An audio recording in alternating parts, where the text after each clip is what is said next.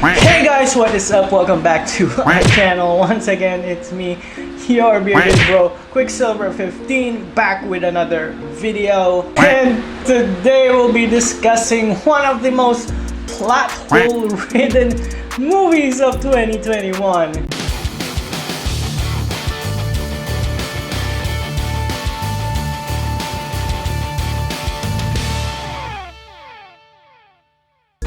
And today, sadly, it is with a heavy heart that I review this film because it is actually one of my most anticipated films of 2021.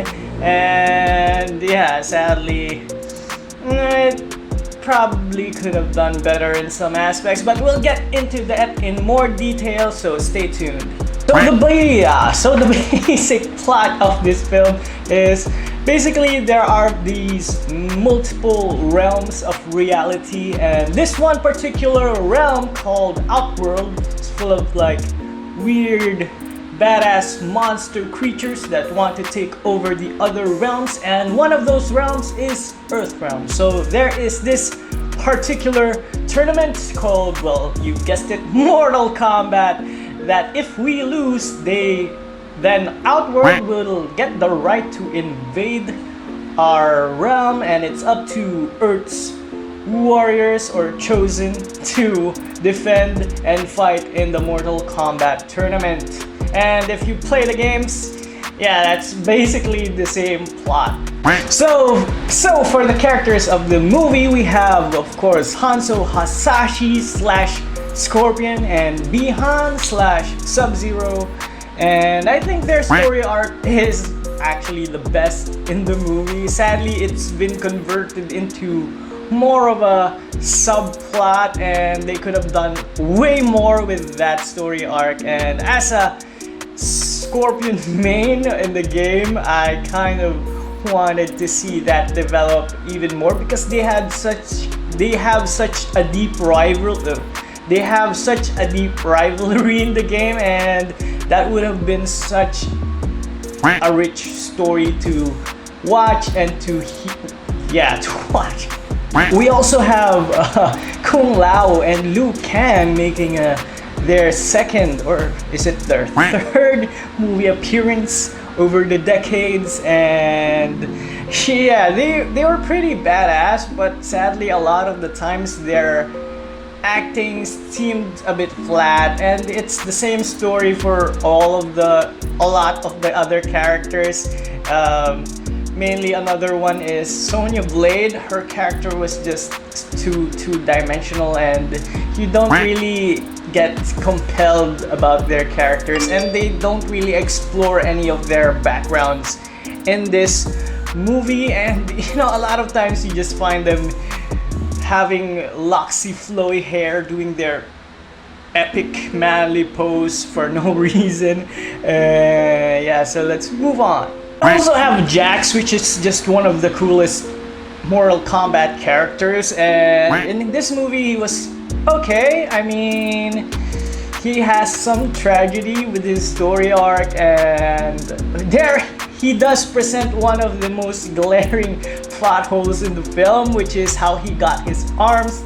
But in short, it would have just made more sense if they just got rich military guys funding his arm reconstruction with like bionic tech, because you can't grow mechanical arms from magic. It just doesn't work. I mean, if they wanted to go that route, they could have made his arms more organic looking, you know, non-metallical at least. I mean, come on guys, how do you grow metallic arms? It makes no sense.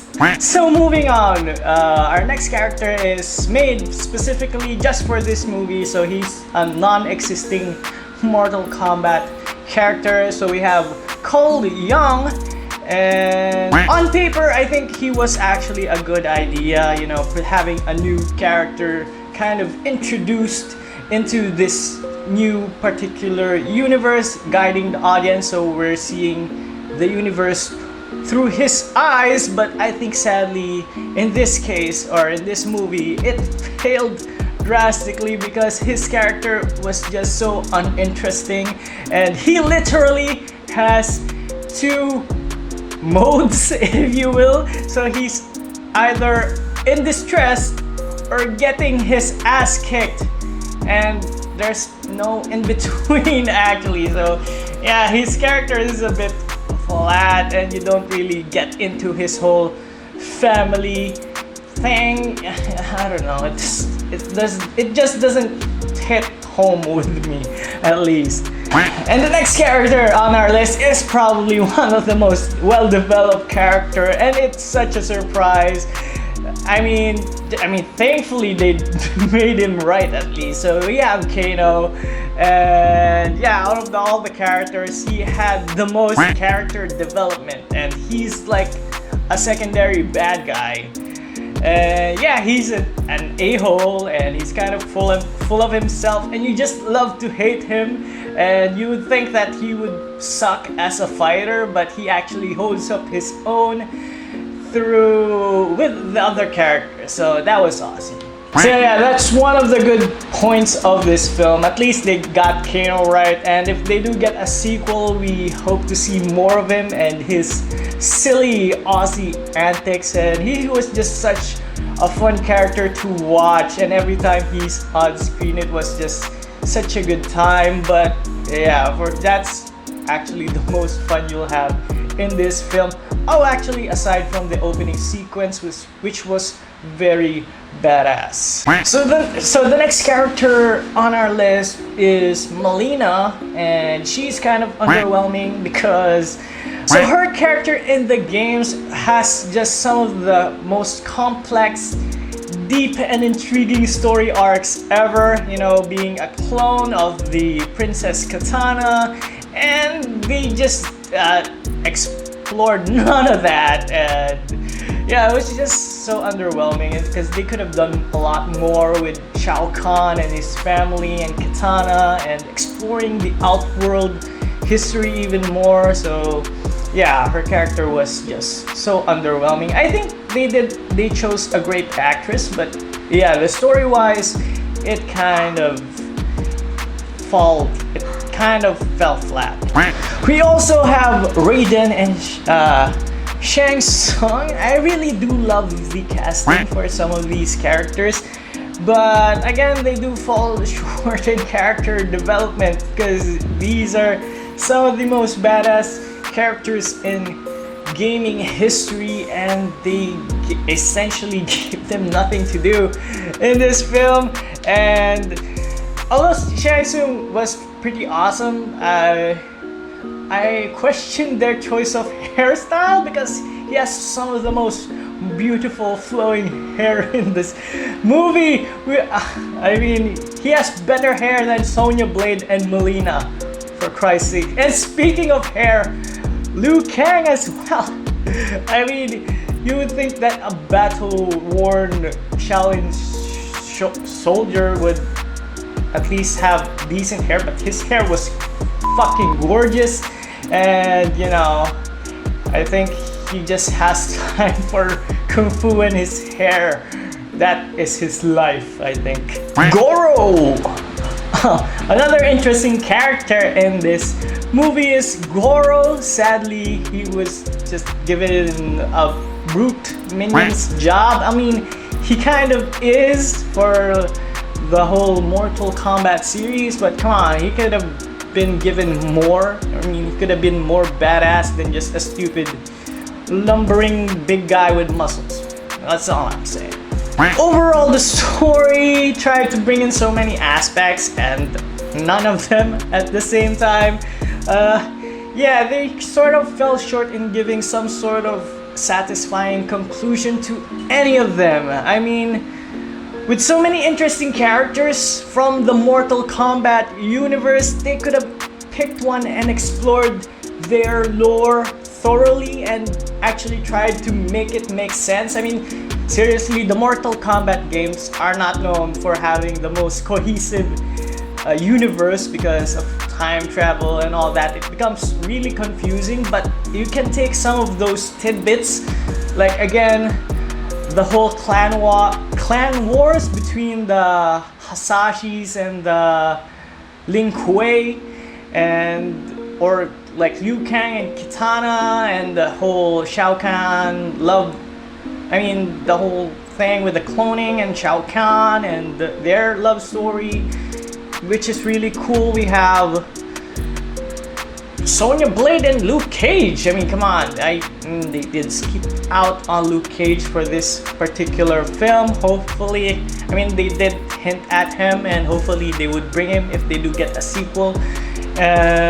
So yeah, just a lot of compelling stories from the game, which they could have just picked one and run with it, but yeah, they did none of that. I mean, they hinted a bit about the whole clan war, but just on a base level. Apart from just mentioning it, we don't really see why Sub-Zero has a grudge on Hanzo's clan, whatever, what compelled him to do the assassination at the opening scene, which was quite disappointing, to be honest. So yeah, heck, I mean, at this rate, I would settle for a Kano standalone movie, man, because his character was just the most interesting one in this film. Overall, the story is terrible and the acting is bad for the most part. And the characters giving silly one-liners from the game. It worked once with Kano, and because it makes sense for his character to be like, Kano wins, because he's just such a vain, narcissistic character, which you love about him. But, you know, when you get Kung Lao and Liu Kang saying like weird stuff like flawless victory or stuff like that, it becomes really overused real fast. And it kind of reminds me of some weird 90s action movie.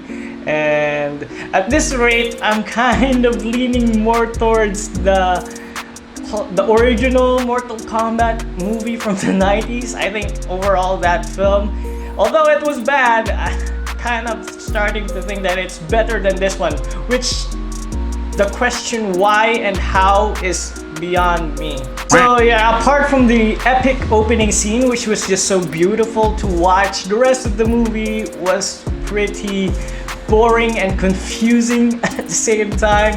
Kind of just wanted to stay because I wanted to see Sub-Zero and Scorpion throw down near the end of the movie, but sadly that was such I mean, it was okay, it had its moments, but it was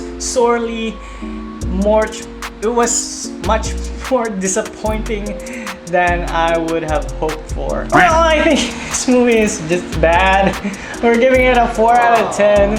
I think the way they were doing it, it would have been better as a TV series. I mean, if they could clean up the plot lines a bit more, because they have such an amazing cast of characters. I mean, we have like ancient Shaolin warriors, we have a thunder god, we have the spirit of vengeance, and you have an ice guy, which is so badass. And I think they could have gone complete Game of Thrones style with this, with, you know, having multiple points of views, and there's this overarching thing, which is the Mortal Kombat that they're all moving towards, and they each have their own goals and ambitions. I think it would have worked well, and it will work well as a TV series. And because like this, I mean, it just gave us a whole lot of everything and nothing at the same time.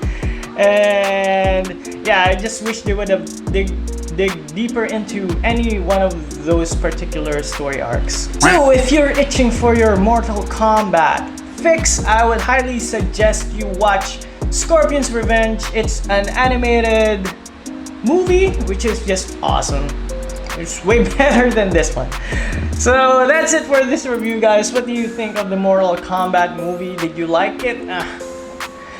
But please comment down below and tell us why in particular. I mean, they do have some interesting action scenes. I mean, Cabal was really cool, and he's such a mysterious character. I think he was portrayed really well. Although why he was sided with Outworld is beyond me, because most humans don't even know of the Outworld, let alone getting into it without the help of Raiden or Shang Tsung in the first place. So yeah, it just begs a lot of plot holes.